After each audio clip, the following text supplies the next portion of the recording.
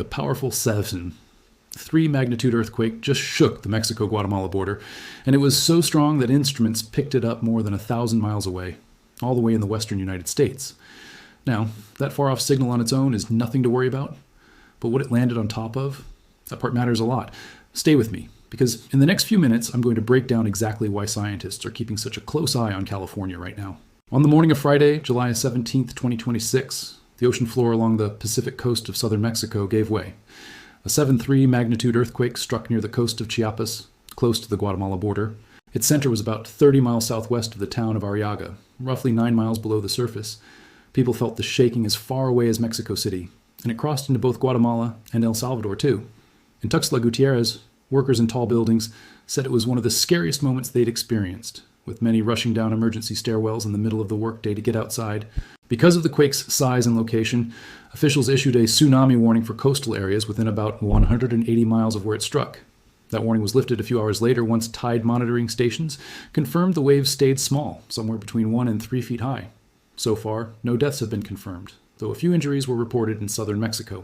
Teams in both countries are now inspecting buildings and roads for damage and watching mountainous border regions for possible landslides. Here's a small but genuinely interesting fact about how this quake was first reported. The very first automatic reading put it at magnitude 7. 4. Within minutes, that number was adjusted down to 7. 3. Once more data came in from seismic stations around the world. This isn't some kind of error or cover-up. It's simply how earthquake reporting works every single time a big one hits. The first number is a fast, rough estimate based on the earliest waves reaching the closest stations. The final, more accurate number comes later, once scientists have reviewed the complete wave data from instruments spread across the globe. A difference of just 1/10 of a point might not sound like much, but remember, on this particular scale, even tiny shifts represent huge changes in energy. That's why getting the number exactly right, even if it takes a few extra minutes, is really the whole point of having a worldwide earthquake monitoring system. To understand how enormous a 7.3 actually is, you need to understand how this scale really works. It isn't a simple straight line scale. Every full step upward represents roughly 32 times more energy released, not just a little bit more shaking. So a 7.3 isn't just a bit stronger than a 6. 0, it represents an almost unbelievable jump in force equal to tens of megatons of energy, and that energy wasn't produced all at once out of nowhere. It came from a fault line that had been locked in place, slowly building up pressure for years, maybe decades, before finally slipping violently in a matter of seconds. That's the ordinary patient process of 2 tectonic plates grinding against each other, stress stored for a long time, then released almost instantly. If you appreciate real, fact-checked science coverage instead of fear-based clickbait, consider hitting like on this video. It genuinely helps this kind of content reach more people. The way this earthquake broke tells us a lot about the geology of the area. This part of the world sits along the Middle America Trench, a long subduction zone that runs down the western edge of Mexico and Central America. Here, the Cocos Plate is sliding underneath the North American Plate at a rate of roughly 75 to 90 millimeters per year, depending on exactly where along the boundary you measure. That's about the same speed your fingernails grow, except it's an entire slab of ocean floor the size of a small sea that's on the move. That motion isn't smooth. The 2 plates get stuck against each other, and pressure builds for years or decades until the friction finally breaks, and the upper plate suddenly jumps forward. That sudden jump is what we feel as an earthquake. This type of fault, a subduction zone, is responsible for the biggest earthquakes ever recorded on Earth, including the massive quakes in Chile, Alaska, and Japan. Friday's earthquake only broke a relatively small section of this much larger fault system, but it's worth understanding why subduction zones in general are capable of producing such huge quakes. The boundary where one plate slides beneath another isn't a small crack. It's a massive, continuous surface that can run for hundreds of kilometers along the coast and reach deep underground. When a large enough chunk of that surface breaks all at once, there's almost no limit to how much rock can shift in a single event. That's exactly why subduction zones, the same category responsible for the devastating 2004 Indian Ocean earthquake and the 2011 earthquake near Japan, sit at the very top of the list for the largest possible earthquakes on the planet. Friday's rupture only tapped into a small piece of that much bigger boundary, but it came from the exact same underlying system that's capable of producing something far larger. Within about 30 minutes of the main quake, the largest aftershock hit somewhere between magnitude 5 and 6, depending on which monitoring agency's data you check. More aftershocks followed over the next several hours, with some reports counting at least 5 to 10 events in that 5 to 6 magnitude range. If you live along that coast, this string of aftershocks probably feels unsettling, like the ground just won't calm down. But to a seismologist, this pattern is actually completely normal and predictable. Aftershocks tend to follow the same general rules almost everywhere in the world. The biggest aftershock is usually more than a full point lower than the main quake. The shocks come fast at first and then slowly taper off over days and weeks. And for every smaller step down in size, you get many more individual tremors. This pattern is simply a sign of the fault settling back into balance, not a warning that something even bigger is still building up underneath. Here's an honest and somewhat humbling point about how scientists talk about small tremors that sometimes happen before a big quake. In this case, a couple of smaller quakes did occur in the area shortly before the 7. 3 hit. It's tempting, looking back, to label those as warning signs. But in any seismically active region like this one, small background tremors, magnitude 2s, 3s, and occasional 4s, happen constantly on pretty much any given day, whether or not a bigger quake follows. Calling a specific small tremor a foreshock is really something you can only do after the fact, once you already know a larger quake happened next. In the moment, a genuine foreshock looks exactly like the thousands of harmless small tremors that never lead to anything at all. There's simply no reliable way to tell them apart in advance. That's exactly why no credible seismologist will claim they can predict the specific timing of a major earthquake just from small tremors beforehand. It's worth understanding why the resulting tsunami wasn't bigger, because it tells us something real about the physics of this particular rupture. A tsunami isn't caused by shaking itself. It's caused by the seafloor physically rising or dropping, which pushes the entire column of ocean water above it. A rupture that stays relatively contained, or that moves more sideways than up and down, displaces far less water than a true megathrust event, where a huge section of seafloor suddenly heaves upward. Friday's earthquake, despite releasing a genuinely large amount of energy, didn't move the seafloor the way a true tsunami-generating quake does, which is exactly why the resulting wave stayed in that 1 to 3 foot range, instead of becoming something dangerous. Before we head over to California, it helps to understand what this particular stretch of coast is actually capable of, because it has a long, well-documented history. This section of the Middle America Trench has produced numerous magnitude 7+ earthquakes over the decades, and the biggest of them all was a magnitude 8. 2, that struck the southern part of the same zone in September 2017, Mexico's strongest earthquake in a century, which killed close to 100 people and triggered its own tsunami. That 2017 quake was actually a different kind of rupture than Friday's. It was an intraslab earthquake, tearing deep inside the bending Cocos plate itself as it flexed downward into the mantle, rather than happening along the boundary between the two plates like Friday's quake did. Same trench, but 2 genuinely different ways of breaking. Why does this distinction matter? Scale, a magnitude. 8. 2 releases roughly 30 times more energy than a 7, 3. So Friday's earthquake was nowhere near the ceiling for this region. It's a reminder that a much bigger ceiling has already been reached within recent memory. If you find it fascinating that a quake overseas can physically register on instruments on the other side of the world, drop a comment. It genuinely helps me figure out what to cover next on this channel. Now here's the actual physical connection to California. And it's a real, measurable phenomenon, not just a loose comparison. When that 7.3 quake ruptured off Mexico, it sent seismic energy racing outward through the solid body of the Earth. Earthquakes send out several types of waves, and the fastest of them, called a P wave, travels through solid rock at several miles per second. That wave crossed the entire continent and was picked up clearly by seismograph stations in the western United States roughly an hour later. This isn't rare or unusual. Large earthquakes get recorded on sensitive instruments all over the world every single time. In fact, reading these distant wave arrivals is literally how scientists locate and measure earthquakes in the first place. The same network of instruments, sensitive enough to detect that distant Mexican quake, is also the same network keeping constant watch over the fault systems running beneath California. It's worth pausing on what that actually means. An earthquake happening off the coast of Mexico physically shook the ground under the western United States about an hour later, and sensitive instruments recorded that arrival as a clear, unmistakable signal. This isn't some rare or exotic event. It happens every time a large enough earthquake occurs anywhere on the planet.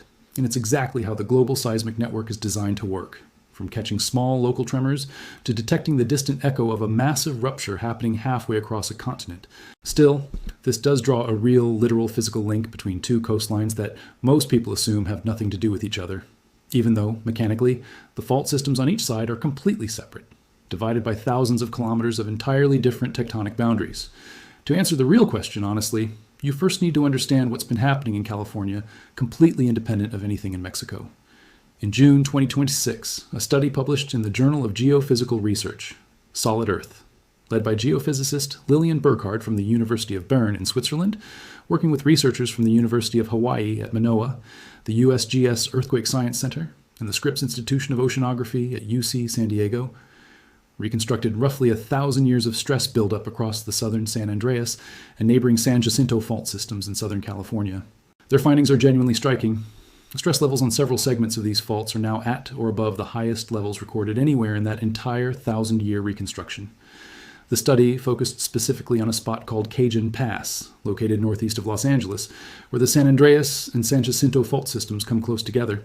The researchers described this junction as functioning like an earthquake gate, a point that can either stop a rupture from spreading further or, under the right stress conditions, allow it to jump from one fault system onto the other.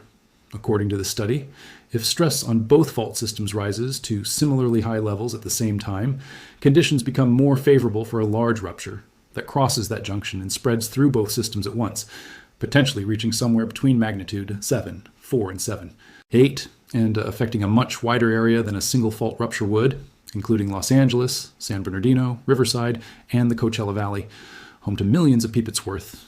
Understanding exactly how researchers built a model capable of estimating stress going back 1,000 years, since that's not something you can just measure directly with modern instruments. The team built a physics-based earthquake cycle model, then fed it 1,000-year earthquake history reconstructed from independent sources of geological evidence, things like radiocarbon dating of disturbed soil layers, tree ring patterns linked to ground disturbance, and historical written records of ground ruptures where they exist. That model tracks how each earthquake in that long history changed the stress on neighboring fault segments, how that stress slowly rebuilt during the quiet periods in between, and how deeper layers of the crust gradually relaxed after each major rupture. Feeding 1,000 years of that reconstructed history into a physics-based model is what let the team compare today's stress levels against the full range of activity this region has seen over an entire millennium. Not just the relatively short window covered by modern instrumental records over the past century or so. If it surprises you that scientists can reconstruct 1,000 years of underground stress using tools like tree rings and radiocarbon dating, drop a comment. It genuinely helps me decide what other underappreciated research is worth covering. The single most stressed segment identified in the whole reconstruction was the San Jacinto-San Bernardino section, showing a modeled stress load of about 3, 6 megapascals higher than any value seen across the entire 1,000-year simulation, and higher even than its own previous peak from nearly 50 years earlier. Burkhardt explained that the raw number matters less than the scale it's spread across. This isn't a small localized reading. It's distributed across an enormous volume of mechanically locked rock, stretching for tens of kilometers along the fault and reaching depths of 10 to 20 kilometers.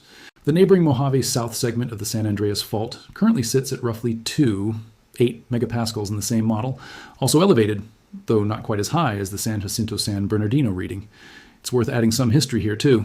The southern San Andreas Fault last produced a truly major earthquake back in 1857, the Fort Tejon earthquake, estimated around magnitude 7, 9. That means this particular segment has been quietly building up strain for roughly 169 years, longer than the average gap between its major historical ruptures.